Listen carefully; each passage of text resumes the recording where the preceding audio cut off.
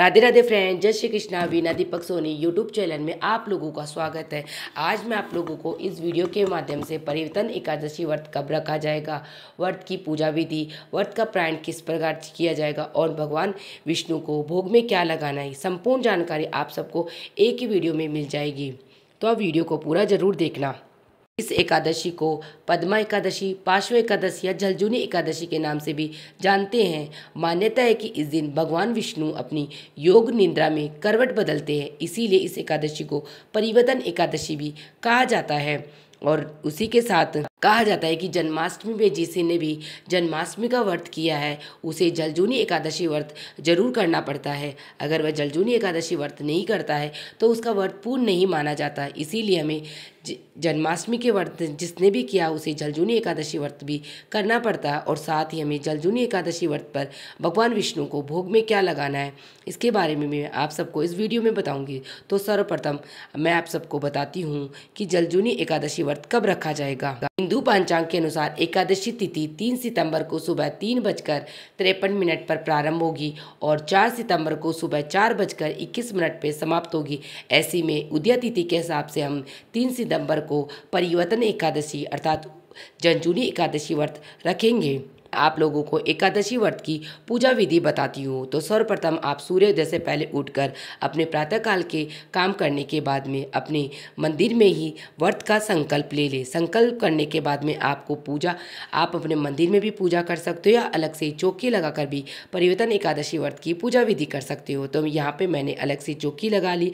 चौकी के ऊपर मैंने पीला रंग का वस्त्र बिछा लिया है क्योंकि भगवान विष्णु को पीला रंग अत्यधिक प्रिय है। उसके बाद में फूलों और तिलों का आसन देते हुए भगवान विष्णु की प्रतिमा को विराजमान कर लेंगे, क्योंकि आप सबको पता है एकादशी पे चावल को छूना वर्जित होता है। और गणेश जी भगवान की प्रतिमा को भी विराजमान कर लेंगे और भगवान विष्णु के स्वरूप यानी लड्डू गोपाल की भी आप पूजा करते हो तो उन्हें भी फूलों का और तिलों का आसन देते हुए विराजमान कर ले। तो आपको सबको पता भगवान विष्णु को पीला रंग अत्यधिक प्रिय है। तो यहाँ पे मैंने लड्डू गोपाल को पंचामृत स्नान करा के उन्हें पीले रंग की पोशाक पहनाई है। तो मेरे लड्डू गोपाल का श्रृंगार कैसा लग रहा आप मुझे बताना। उसके बाद में हम सर्वप्रथम दीपक प्रज्वलित कर लेंगे। तो आप तिल्ली के तेल का भी दीपक प्रज्वलित कर सकते हैं या घी का भी दीपक प्रज्वलित कर सकते हैं। तो मैंने यहाँ पे घी का दीपक प्रज्वलित कर लिया है क्योंकि दीपक के साक्षी होने पर भी पूजा प्रारंभ होती है।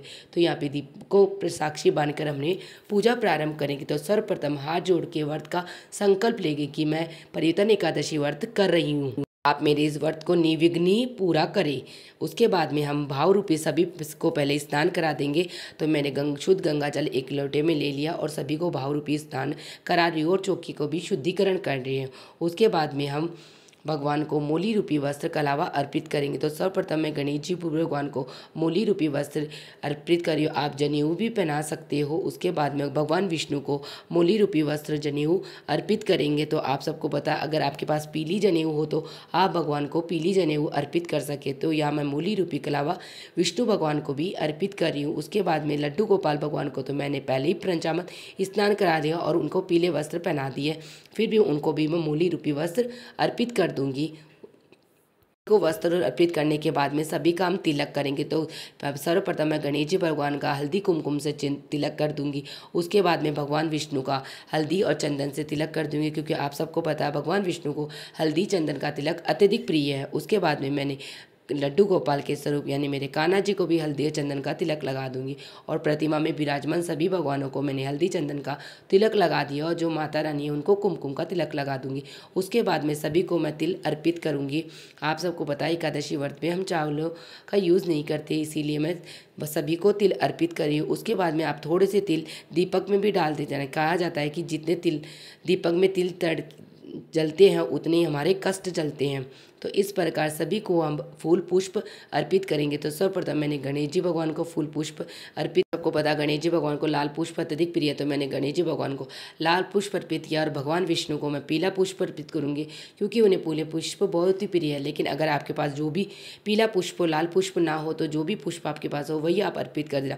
उसके बाद में आप सबको पता है विष्णु भगवान को तुलसी दल अत्यधिक प्रिय है। तो मैं विष्णु भगवान को तुलसी दल अर्पित करूंगी। लेकिन आप एकादशी व्रत पर तुलसी दल बिल्कुल मत तोड़ना, एकादशी से एक दिन पहले ही तुलसी दल तोड़ के रखने देना, क्योंकि एकादशी व्रत पे तुलसी माता भी एकादशी व्रत करती है तो तुलसी को तोड़ना नहीं जाता है, पाप लगता है। तो आप एक दिन पहले ही तुलसी पत्र तोड़ लें। उसके बाद में हम सभी को भोग अर्पित करेंगे। गणेश जी भगवान को छेने की मिठाई रसगुल्ले का भोग लगाया है, उसके बाद में भगवान विष्णु को भोग लगाऊंगी। लेकिन आप सबको पता गणेश जी भगवान को तुलसी पत्र नहीं चढ़ता और विष्णु भगवान को तुलसी पत्र के बिना भोग नहीं चढ़ता, इसलिए मैं गणेश जी भगवान विष्णु का दोनों का अलग अलग भोग रखूंगी। उसके बाद में हम ऋतु फल का भोग लगाएंगे।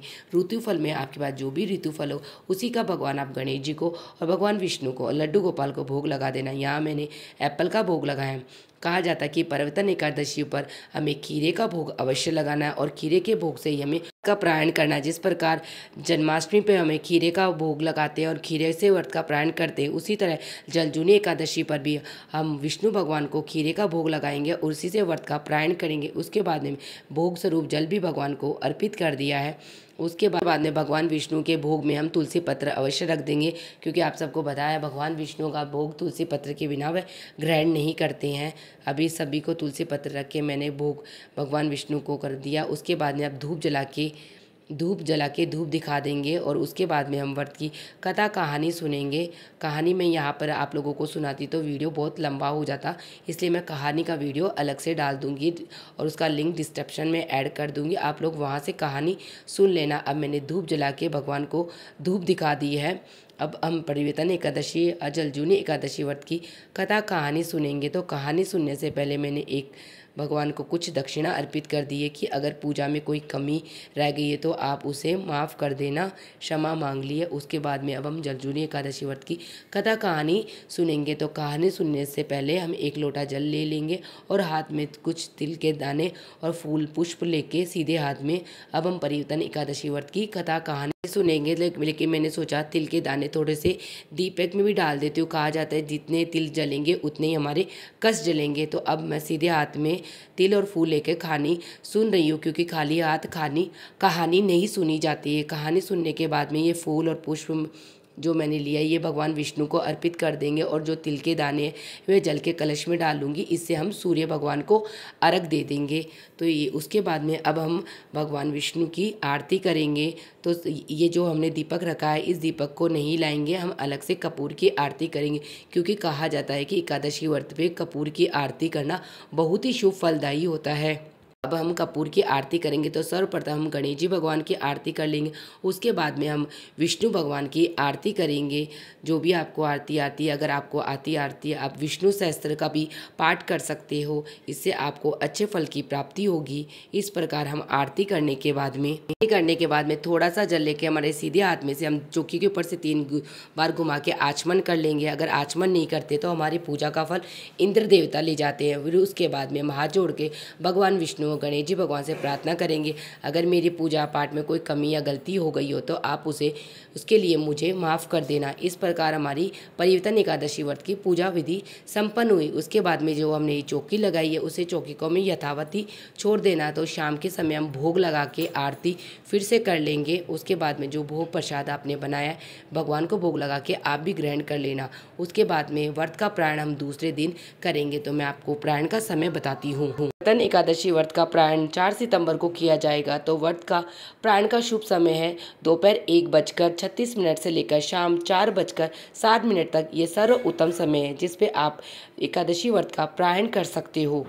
कहा जाता है कि परिवर्तन एकादशी व्रत के दिन हमें दान नहीं करना चाहिए, क्योंकि वहाँ आप सबको पता भगवान विष्णु ने वामन अवतार का रूप धारण करके राजा बलि से सब कुछ दान में ले लिया था। इसीलिए आप एकादशी व्रत पे इस बार कुछ भी दान मत करना, और जहाँ तक दान करो तो अपनी यथा क्षमता और शक्ति के अनुसार करना, और जहाँ तक हो सके आप द्वादशी के दिन दान करना, जिससे आपको उत्तम फल की प्राप्ति होगी। इस तरह मेरी परिवर्तन एकादशी यानी जलजूनी एकादशी व्रत की पूजा विधि संपन्न होती है। आप सबको मेरी पूजा विधि और मेरी जानकारियाँ कैसी लगी मुझे कमेंट बॉक्स में जय श्री कृष्णा लिख के ज़रूर बताना। और मेरी वीडियो आप लोगों को थोड़ी सी भी यूज़फुल है तो वीडियो को लाइक कर लेना और चैनल को सब्सक्राइब कर लेना, जिससे आने वाली वीडियो का नोटिफिकेशन आप लोगों को मिल सके। वीडियो देखने के लिए आप सभी का धन्यवाद। जय श्री कृष्णा, राधे राधे। मिलते हैं नेक्स्ट वीडियो में।